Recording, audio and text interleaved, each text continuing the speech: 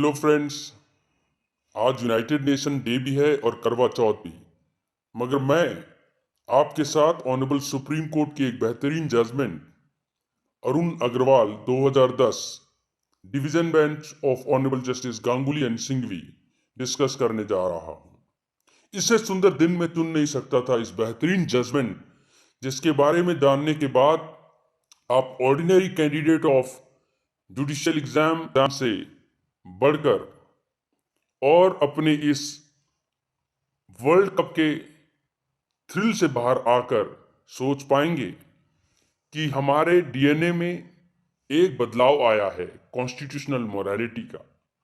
मैं कुछ empirical data की एक्स्ट्रापोलेशन दिखाऊंगा ऑनरेबल मद्रास हाई कोर्ट की कुमारी दीपिका वाली 2009 की जजमेंट से, और यूनाइटेड नेशन की जो रिसर्च करने वाली बॉडी है किस तरीके से वो ये बताती है कि ये जो स्क्रीन पे दिख रही है लेडी जो आपके बच्चे को भी संभाल रही है, सफाई भी कर रही है, खाना भी बना रही है और आपके वर्क फ्रॉम होम करते हुए आपको कंट्रीब्यूट भी कर रही है, आपके जानवरों को पाल रही है, आते हुए रास्ते से मार्केट से सामान भी खरीद रही है, और इतनी मल्टीटास्किंग तो दुनिया में गूगल कहता है कि कोई मशीन भी नहीं कर सकता। इंसान से तो ये ह्यूमनली इम्पॉसिबल है कि वो दूध गिर रहा है या नहीं, ऑमलेट बन गया है कि नहीं, बच्चा भूखा तो नहीं है, पति को चाय देना है, और बॉस ने कोई मैसेज तो नहीं कर दिया, सबका ध्यान एक साथ एट ए टाइम रख सके। यूनाइटेड नेशन ने ये स्टडी किया है और जो मैं आज आपसे शेयर करूंगा,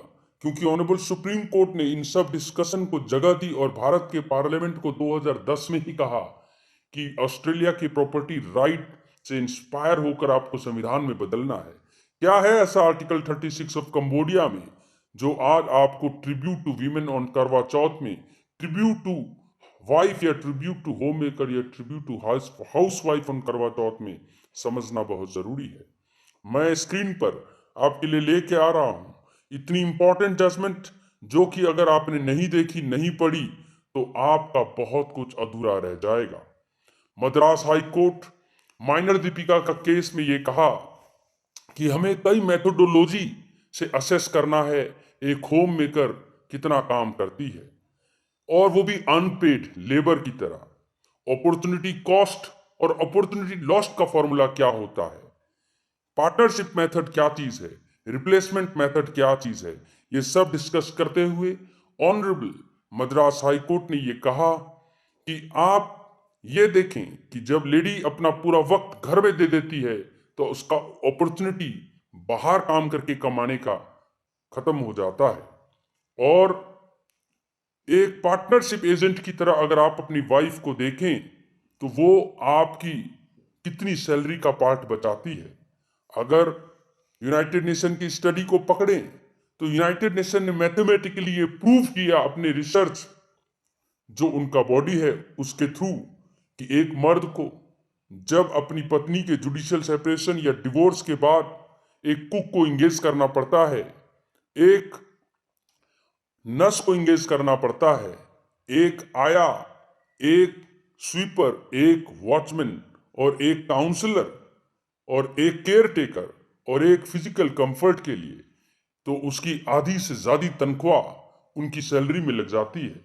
इस पार्टनरशिप मेथड और रिप्लेसमेंट मेथड से आप एक होम मेकर का पूरा सैलरी अंदाजा लगा सकते हैं। एक स्टेप आगे बढ़ते हुए 22 जुलाई 2010 शायद करवा चौथ 24 अक्टूबर को ना होकर असली में अगर मर्द अपना माइंडसेट चेंज करे तो 22 जुलाई 2010 से सेलिब्रेट करना चाहिए। Honourable justice GS Singhvi and Ashok Kumar Ganguly ने Arun Kumar Agrawal versus national insurance company limited की लैंडमार्क जजमेंट में कंबोडिया के कॉन्स्टिट्यूशन के आर्टिकल 36 पे ध्यान दिलाया। बहुत लंबा कॉन्स्टिट्यूशन है, बहुत लंबी चौड़ी बातें लिखी जाती हैं, लेकिन इस 36 में 36 गुणों वाली भारत की गृहिणी यानी कि अर्धांगिनी यानी कि पार्वती माँ, दुर्गा माँ, शक्ति, जिसको हम पूजते हैं, और जहां नारी पूजी जाती है वहीं पर भगवान का वास होता है। ये वो संस्कृति है, वो सभ्यता है। तो कैसे हम कुछ वक्त के लिए हाउस वाइफ के काम को इतना नजरअंदाज कर चुके हैं कि आज कोई लड़की अपनी कॉन्शियस इन्फॉर्म्ड चॉइस से हाउसवाइफ ही नहीं बनना चाहती। चंडीगढ़ जैसे पढ़े लिखे शहर में भी होम साइंस कॉलेजेस हैं जहां हाउसवाइफ को साइंटिफिकली तैयार किया जाता है।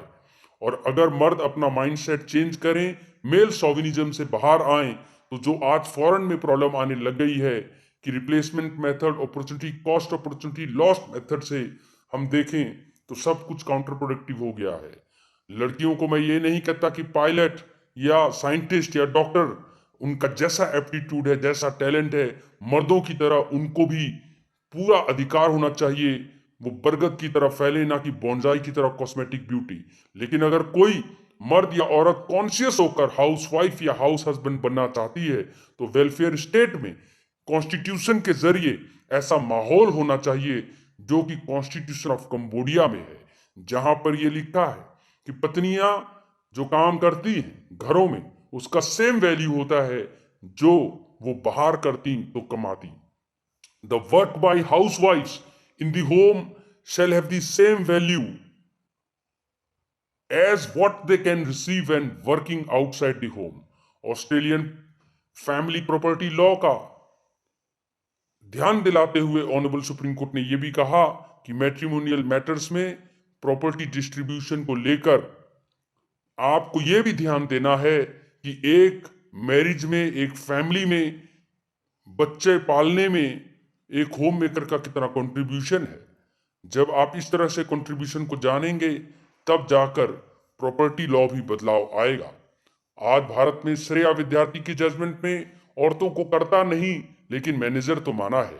आज भारत को लैंडमार्क जजमेंट्स के थ्रू लड़कियों को Pawan Sharma state of HP में right to love, right to reject मिला, right to reproductive choice Suchitra Saxena में मिला, right of unwed mother ABC versus state में मिला, right to choose her partner Hadiya के केस में साफिया जहान में मिला, और right to marry and right to enter into interfaith marriage Shakti Vahini में मिला। इतने सारे राइट्स के बाद जोसेफ साइन में एडल्ट्री को खत्म किया गया। इंडिपेंडेंट थॉट में 18 साल से नीचे की लड़की के साथ शादी के बहाने फिजिकल इंटरकोर्स करने को रेप माना गया। फिर भी लड़कियां आजाद नहीं हो रही थी, क्योंकि जर जोरू जमीन में हमें प्रॉपर्टी राइट भी लड़कियों को देना पड़ेगा। जिस दिन उनके काम का इकोनॉमिक इंपैक्ट एनालिसिस होगा, जैसा यूनाइटेड नेशन ने किया, जैसा ऑनरेबल सुप्रीम कोर्ट ने किया, मद्रास हाई कोर्ट ने किया, और ये जब हमारे लड़के जो आज जुडिशरी की और आईएएस की तैयारी कर रहे हैं वो अपने डीएनए की कॉन्स्टिट्यूशनल मोरालिटी में डालेंगे, तब ये बदलाव आएगा। हम होम मेकर्स के दौर में देख सकते हैं, एक होम मेकर, एक हाउसवाइफ जो करवा चौथ में आपके लिए व्रत रखती है, वो बजट मैनेज करती है, सारे एक्टिविटीज को कोऑर्डिनेट करती है, अकाउंट्स को बैलेंस करती है, बच्चों को पढ़ाती है। एक औरत को पढ़ाने का मतलब पूरे परिवार को पढ़ाना। घर में, होम अफेयर में, नर्सिंग केयर, इन सारे फॉर्मूले से value of housewife is equal to husband जितना कमा रहा है उसमें से वाइफ की इनकम माइनस कर दो, और हस्बैंड घर में कितना काम करता है उसको प्लस कर दो, तो आपको अपनी पत्नी की वैल्यू पता लगेगी। मैथमेटिकली इस तरीके से जब आप जानेंगे कि वाइफ की जो वैल्यू होती है वो इनवर्सली प्रोपोर्शनेट है, जितना पति भी अपने माइंडसेट को चेंज करके घर में काम करे, बच्चे को पाले, दूध पिलाए, उसकी पोटी साफ करे। जी हाँ, ऑस्ट्रेलियन फैमिली प्रॉपर्टी लॉ और कंबोडिया के कॉन्स्टिट्यूशन को तो फिर से पीआईएल बनाकर ऑनरेबल सुप्रीम कोर्ट में सिडो यानी convention on elimination of all sort of discrimination against women, जो 9 जुलाई 1993 को पूरे वर्ल्ड की औरतों को एक आज़ादी दिलाई थी डिस्क्रिमिनेशन से, आर्टिकल 51 का सी और आर्टिकल 253 के हवाले से भारत के सारे जितने भी कानून हैं, जैसे मोटर व्हीकल एक्ट में जो मुआवजा मिलता है होम मेकर को, हाउस होल्ड वर्क को जहां हम बिल्कुल भी वैल्यू नहीं देते, सबको बदलने की जरूरत है। मैं आपको बता दूं, क्रिस्टन लगार्ड कहती हैं जब औरतें इकोनॉमी में कंट्रीब्यूट करती हैं तो देश का 21% जीडीपी बढ़ता है। और मैं आपको बता दूं, जिन औरतों को आप केवल करवा चौथ में व्रत रखकर कहते हैं कि वो बच्चा पाल रही है, वो तो केवल घर में सज धस के बैठती है, कोई काम ही नहीं होता। तो 612.8 बिलियन जो वो इकोनॉमी में कंट्रीब्यूट करती हैं, आप उसको इग्नोर करते हो। Evangelical social action forum health bridge की ये स्टडी थी। और मैं आपको बता दूं, केवल पार्लियामेंट नहीं, हर हस्बैंड को अमिताभ और शाहरुख खान से इंस्पायर होकर रीथिंकिंग की जरूरत है। ये जो हम गारंटेड लेते हैं उसमें हमारी माएँ और बहनें हमारी संस्कृति से विमुख आज वो हाउसवाइफ बनना ही नहीं चाहती। आर्टिकल 15 का 1, 15 का 3, आर्टिकल 39 का E&F, article 46, article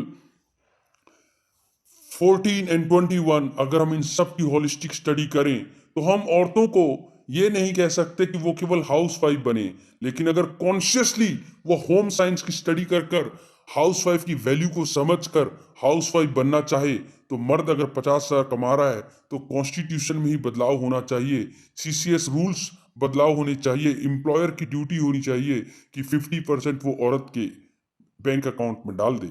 national insurance company limited versus minor Deepika, जहां पर 2009 में ऑनरेबल मद्रास हाई कोर्ट ने सिडोका यानी कि convention on elimination of all forms of discrimination against women का हवाला देते हुए क्वांटिफिकेशन और मेजरमेंट ग्रॉस नेशनल प्रोडक्ट में लड़कियों का डायरेक्ट कंट्रीब्यूशन जो हाउस वाइफ हैं, एक्सपेरिमेंटल स्टडी को जोर दिया गया। लगातार यूनाइटेड नेशन की तरह हमारे देश को भी इस पे स्टडी करना चाहिए। हम लगातार बीजिंग कॉन्फ्रेंस और कई तरह की वीमेन कॉन्फ्रेंस करते हैं। आर्टिकल 18 कन्वेंशन का ये मैंडेट बनाता है कि हम लगातार रिसर्च करें, एक्सपेरिमेंटल स्टडी करें। डोमेस्टिक एक्टिविटीज को अनरेम्यूनरेटेड कहने वाले पतियों के माइंडसेट तभी चेंज होंगे जब मैथमेटिकली प्रूव किया जाएगा। जैसा अटेम्प्ट यूनाइटेड नेशन ने, कंबोडिया ने किया, भारत को भी करना पड़ेगा। जय Hind. Happy Karva Chauth once again. Happy United Nations day once again.